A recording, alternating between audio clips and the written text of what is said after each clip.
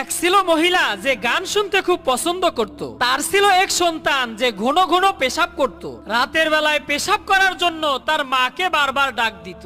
মা একদিন ঘন ঘন পেশাব করা সেই সন্তানকে বলল, প্রতিদিন বারবার পেশাব করব শুনতে ভালো লাগে না, আজ থেকে রাত্রি বেলায় পেশাব আসলে বলবা গান বলবো। এরপর থেকে যখন ওই পেশাব আসতো তার মাকে বলতো, মা গান বলবো। তার মা তাকে পেশাব করিয়ে নিয়ে আসতো। কিন্তু বিপদ তো হইল সেই দিন যেই দিন ছেলেটা তার নানার সাথে ঘুমিয়েছিল। হঠাৎ মাঝরাতে নানাকে ডেকে বলছে, নানা আমি গান বলবো। নানা হাজি সাহেব মানুষ, গান টান শুনতে তো পছন্দ করে না। নানা বলল, গান বলা ভালো না, চুপচাপ ঘুমাও। নাতি কিছুক্ষণ চুপ করে রইল। কিছুক্ষণ পর লাফ দিয়ে উঠে বলে, নানা আমাকে গান বলতেই হবে, না হলে বিপদ। নাতি যখন ছাড়ছেই না তখন নানা বলল, ঠিক আছে তুই আমার কানের কাছে এসে আস্তে আস্তে গান বল। নাতি এবার নানার কানের কাছে গিয়ে মেশিন চালু করে দিল।